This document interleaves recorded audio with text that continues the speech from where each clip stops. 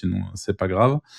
Aujourd'hui, chez Crack, est-ce que tu aurais une fourchette un peu haute, vos top affiliés, on parle de quel type de revenus mensuels, pour, des gens qui fonctionnent bien et voire même, ce qui pourrait être intéressant parce qu'on en a parlé plus tôt, mais on a parlé de la cam, on a parlé un petit peu des AI companions. Est-ce que tu aurais moyen, pareil, en fourchette, de nous donner, tu vois, une idée de ce que représente ce marché-là? Parce que je pense que pareil, pour quelqu'un qui nous écoute aujourd'hui, il se dit: «Ouais, bah, peut-être que si jamais j'arrive à devenir un gros acteur de ce secteur, je vais gagner 3 000 $ par mois, quoi».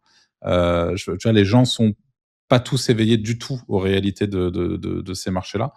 Je sais pas si c'est quelque chose que tu peux faire en fourchette ou pas? Oui, je peux assurément vous dire, ben, on a des affiliés qui vont générer au-dessus de 300 000 $ par mois avec nous. On en a d'autres aussi que ça va être, dans les 25 000 30 000. Tu sais, c'est vraiment difficile de donner des chiffres comme ça parce que chaque affilié a son propre parcours, son propre niveau, sa propre opération aussi. C'est sûr que des opérations d'envergure, ça peut générer là, énormément d'argent.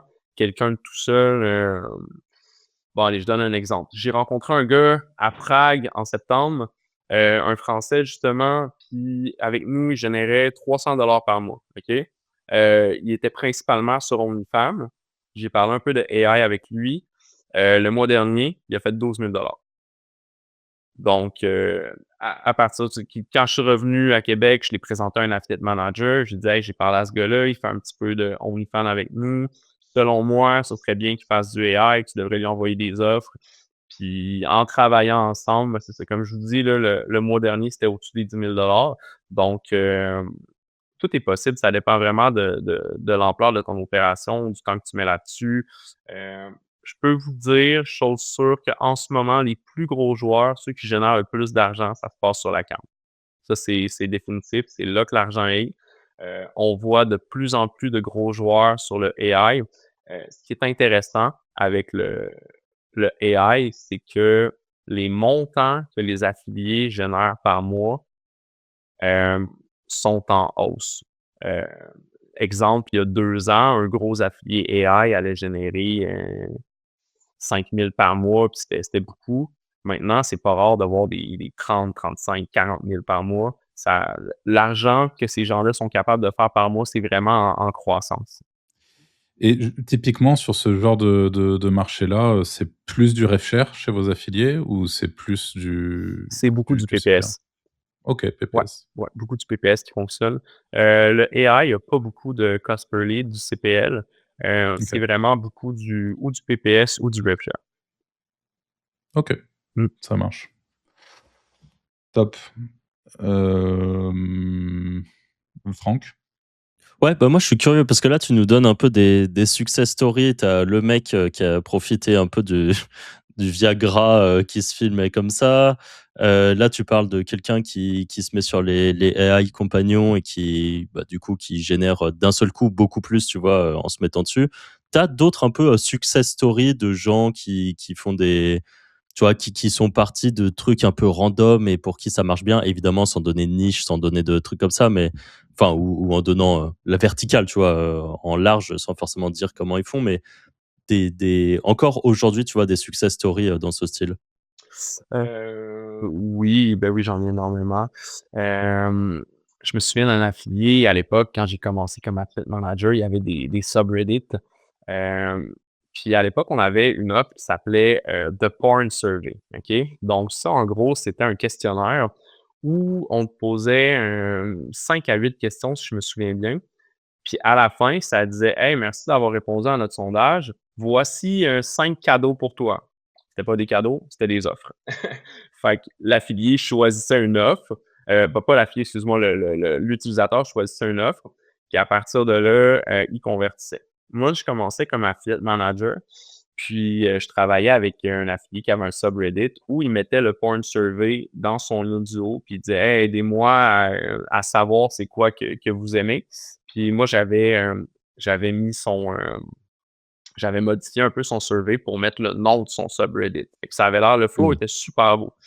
Un jour, on a décidé qu'on allait ouvrir le porn survey. Donc, dans le fond, moi, j'ai décidé que j'allais regarder dans le lien qu'est-ce qui convertissait le plus. Puis on s'est rendu compte finalement que ses utilisateurs à lui étaient super chauds pour les offres de VOD. On a arrêté de prendre le porn survey, OK. puis on a poussé uniquement du VOD.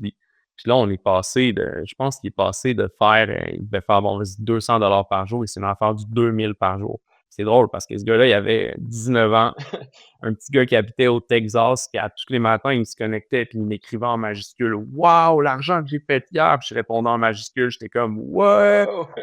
Fait que ça, c'est vraiment. Tu sais, lui, il s'est acheté une maison, il s'est acheté une auto, c'est- pendant les 5 ans que ça a duré, il a fait énormément d'argent, là, beaucoup plus que les autres jeunes de son âge. Fait que ça, c'est probablement une des plus marquantes pour moi, hein. Tu sais ce qu'il est devenu ou pas? Ouais, un jour, il a arrêté de faire du Reddit, puis maintenant, il est heureux et marié. Puis je pense qu'il travaille encore dans l'informatique, mais plus en affiliation à double. OK. Ouais. Mais il a mis de l'argent de côté pour ses beaux jours, ça, c'est fort. Oui, j'imagine qu'il a dû, quand tu fais 2000 balles par jour, je pense que tu as le temps de voir venir après. Ouais, exact, exact. OK, Mais ouais, non, trop c'est bien. ça. Sinon, tu sais, on en voit à chaque jour là, des affiliés. Justement, le gars qui a commencé à faire que je vous parlais un petit peu plus tôt dans l'émission, là, l'auditeur l'auditeur de votre podcast qui s'est mis à faire du parasite SEO sur nos offres de AI, ben, on était en appel vidéo avec lui il y a quelques mois, puis il nous expliquait, il disait les gars, c'est fini le 9 à 5, là, je vais faire de l'affiliation maintenant, là. Puis ça, comme affiliate manager, c'est la plus belle chose que tu peux entendre, là. Quand il y a un affilié qui te dit je lâche ma job, tu sais, t'es vraiment heureux, là. Tu as contribué au succès de cette personne-là et C'est c'est clair. fini le bureau pour lui. Fait que mais on en voit pour vrai chez Crack, là, une fois par mois, on a quelqu'un qui arrête de travailler et qui commence vraiment à faire de l'argent à partir d'affiliation. Fait que ça arrive vraiment fréquemment, là, des success stories.